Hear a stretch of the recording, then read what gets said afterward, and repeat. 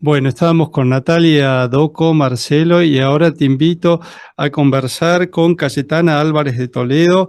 Cayetana Álvarez de Toledo es una historiadora, periodista y diputada española que tiene 48 años y es autora de 2 libros que tienen más bien un carácter histórico, pero ahora ha publicado un tercero en la Argentina que se llama Políticamente Indeseable. Hola Cayetana, muy buenas tardes. Luis y Marcelo Gieffre te saludan. ¿Cómo estás?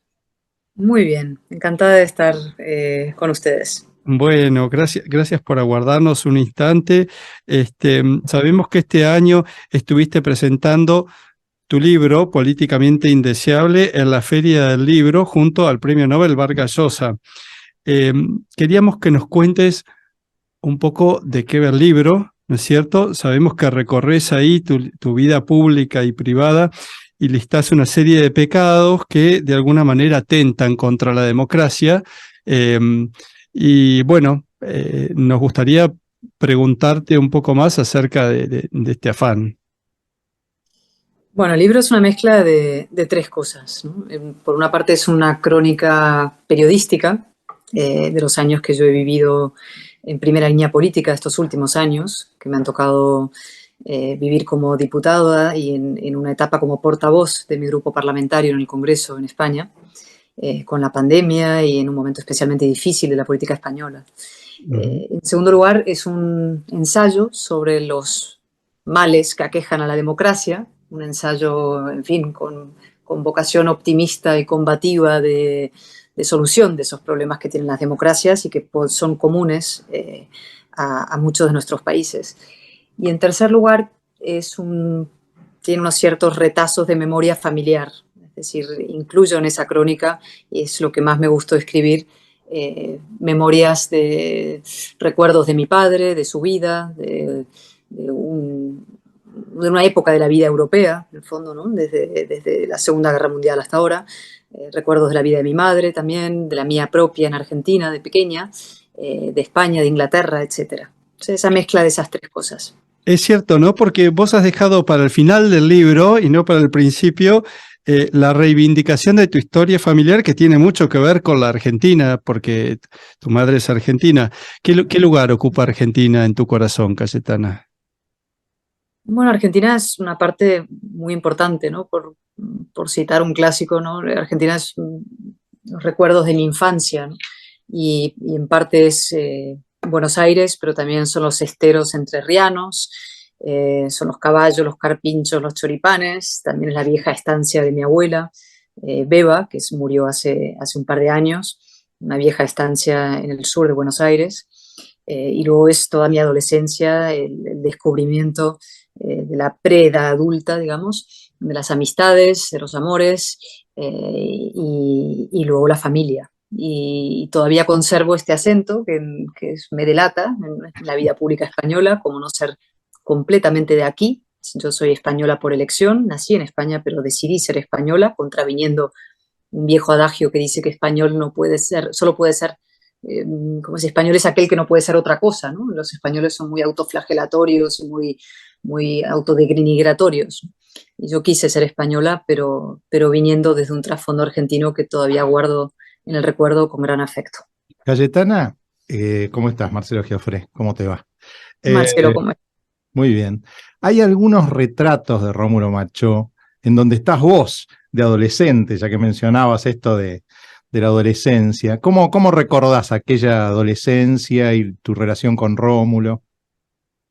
Bueno, Rómulo lo cuento en el libro. Rómulo fue un segundo padre para mí. Es decir, Rómulo es el padre de mi hermana Tristana, 4 años mayor que yo, pero siempre ejerció sin distinciones como padre de las dos. Me cuidó de pequeñita cuando vivíamos en Londres, vivía cerca de casa y pasaba sus tardes con nosotros y luego pasábamos, en fin, veranos e inviernos en una pequeña casa en Medinaceli, que es un pueblo en la estepa, en la meseta soriana, a unas dos Ujú. horas de Madrid, donde Rómulo tenía una casa, un pueblo metafísico, muy, muy bonito, que tiene un viejo arco romano y otro viejo arco árabe y algunos mosaicos romanos que desenterrábamos de chiquitas.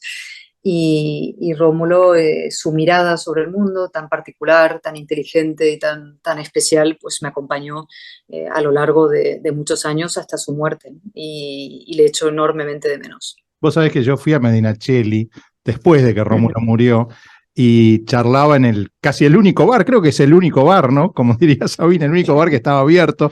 Y los mozos no podían dejar de recordarlo, ¿no? Había un mozo ahí, e incluso hay un hotel en Medinaceli y tiene una pintura de Rómulo. Era una institución ahí y en tantos sitios, no había nada como, no hay nada como recorrer ciudades con él, ¿no? Por esa mirada de artista que ve las cosas de una manera distinta como uno las ve, ¿no? Uno las ve de una manera superficial y él veía una profundidad y un matiz sobre las cosas siempre, siempre fascinante, con un punto de humor además muy, muy particular. Era tímido, era un tierno y un tímido, y tenía esa fama un poco de adusto y de severo, porque no le gustaba, digamos, la vida social, era muy misántropo, pero absolutamente adorable, ¿no? Y un clochard cosmopolita, como lo llamé yo una vez, ¿no? Para, tra- Enormemente para cosmopolita, y tra- a su vez un gran clochard. para tratar de ensamblar o de imbricar esto que vos planteás en el libro, ¿no? Una cuestión personal y una cuestión política. Hace poquito, en un almuerzo acá en Buenos Aires, estaba alguien que fue presidente de España, Rajoy, y,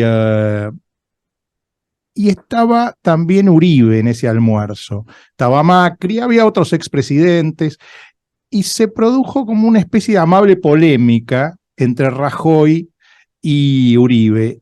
Y me gustaría plantearte los términos de esa polémica para ver cómo te despedirías vos en eso. El planteo de Rajoy era, bueno, los que representamos la democracia liberal, el republicanismo, tenemos que hacer lo posible por ganar las elecciones, ganarlas, y después ordenar la macroeconomía, ordenar los números, y nos van a volver a votar. Bueno, Uribe le dijo: estás completamente loco, no es así. No solo no te van a volver a votar, sino que vas a quedar mal, vas a quedar como antipático, y van a votar a los populismos, y a vos te van a dejar como un ajustador. Y entonces se planteaba, y Macri como que dudaba frente a eso, se planteaba un poco la cuestión, le pregunta, bueno, ¿qué es lo que hay que hacer? Bueno, y Uribe decía, bueno, lo que debe hacer las democracias liberales es tratar de organizar una épica, igual que lo han hecho, digamos, no igual que lo han hecho los fascismos, como con Leni Riefenstahl, Hitler o los populismos en general, que organizan toda esta cosa del relato y de la narrativa, pero tener una especie de espesor narrativo, un espesor simbólico, porque dice, si no, finalmente te terminan ganando. ¿Qué pensás sobre este debate? Bueno, mi libro habla mucho de eso, de ese debate, ¿no? En fin, la actitud que resumís en la posición de Rajoy, la actitud de muchos tecnócratas, es decir, que dicen, en el fondo, pues los seres humanos son materialistas, lo que les importa es el bolsillo y no tanto las ideas, los ideales y las aspiraciones. Y yo creo que eso no es cierto. Yo creo que sí hace falta una épica, y que el liberalismo, efectivamente, a partir de la caída del muro de Berlín, se olvidó de todo eso, pensó que ya había ganado la historia, como le dijo Fukuyama, que había sucedido, y se recostó a dormir una larga siesta, permitiendo a la izquierda y al comunismo, digamos en concreto, reconstruir su relato y sustituir el tótem de la igualdad por el tótem de la identidad, que es lo que nos está pasando hoy en día, ¿no? El nuevo juguete de la izquierda reaccionaria, de la izquierda identitaria, la izquierda, digamos, radical, es la identidad, las políticas identitarias, y con ese instrumento están socavando las democracias desde su interior. Y a los liberales, al mundo demócrata liberal, pues, insisto, pasó de la siesta a un repliegue y a colocarse a la defensiva. Y entonces se produce mucho en nuestros países, prácticamente en todos, diré, en América Latina de manera muy notable, pero en España también, lo que yo llamo un tablero inclinado, es decir, un plano inclinado. En la parte alta de ese plano está la izquierda, una izquierda hoy reaccionaria, porque es identitarista y tribalista y colectivista, y en la parte baja está la democracia liberal, que como Sísifo va arrastrando su roca para intentar llegar a los gobiernos o al poder, pero siempre se cae abajo porque el plano cultural Pues la está piedra es inclinado. pesada.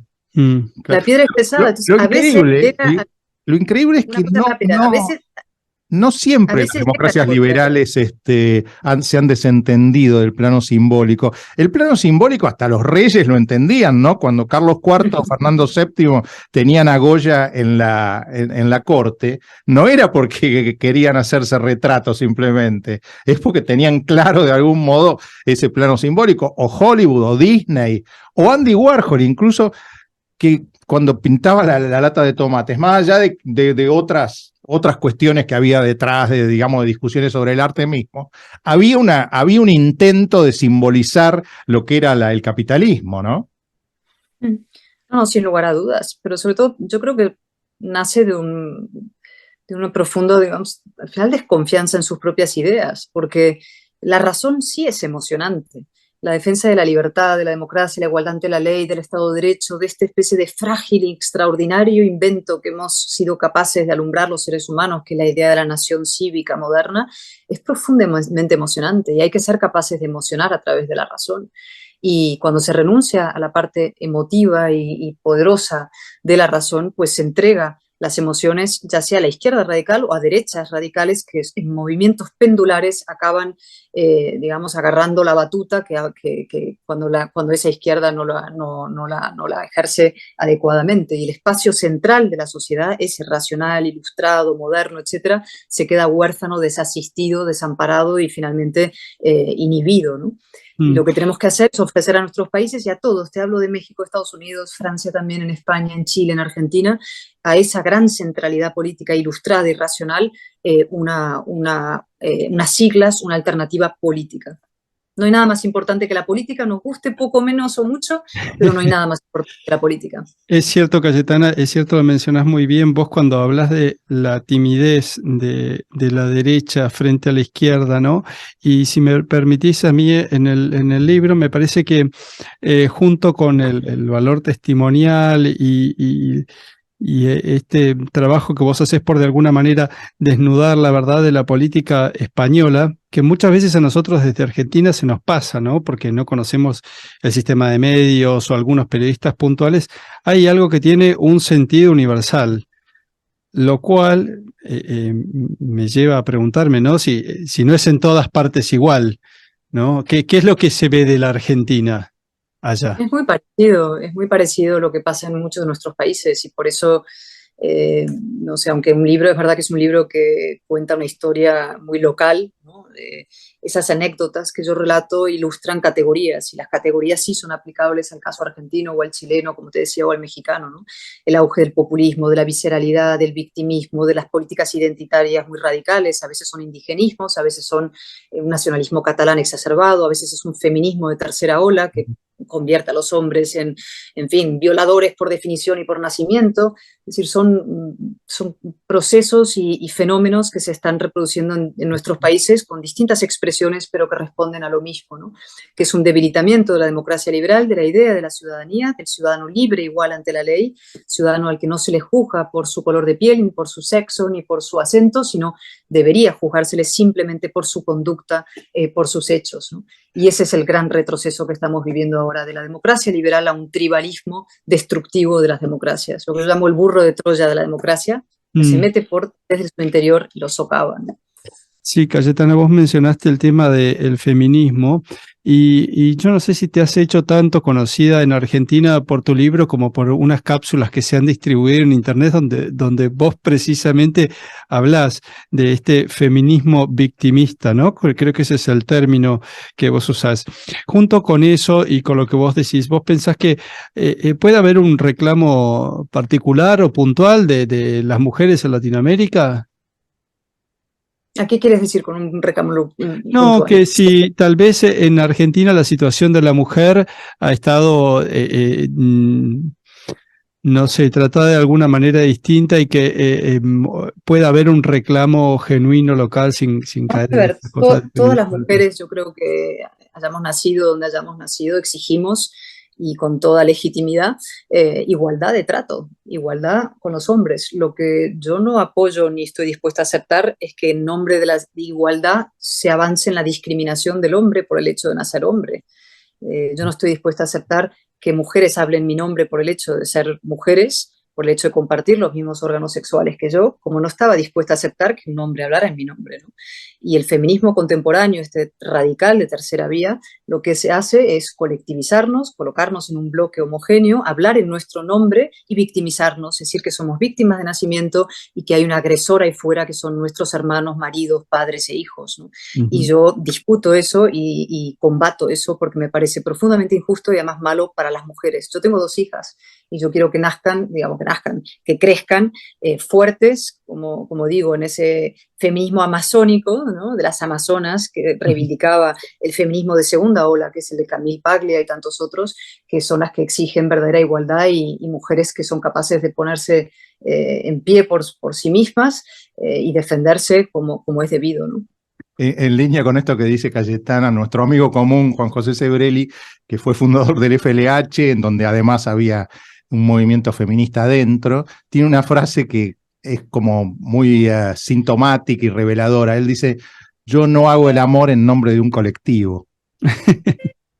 ¿No? Sí, por supuesto, eso está muy bien dicho. Y bueno, Sebrelli es un maestro y un genio. Y tiene mucha razón en lo que dice. Y lo mismo las mujeres. Es decir, nosotros no somos un colectivo granítico. Yo siempre digo, ¿qué tengo que ver yo con Cristina Kirchner más allá de los mismos órganos que tenemos? Por suerte, ¿no?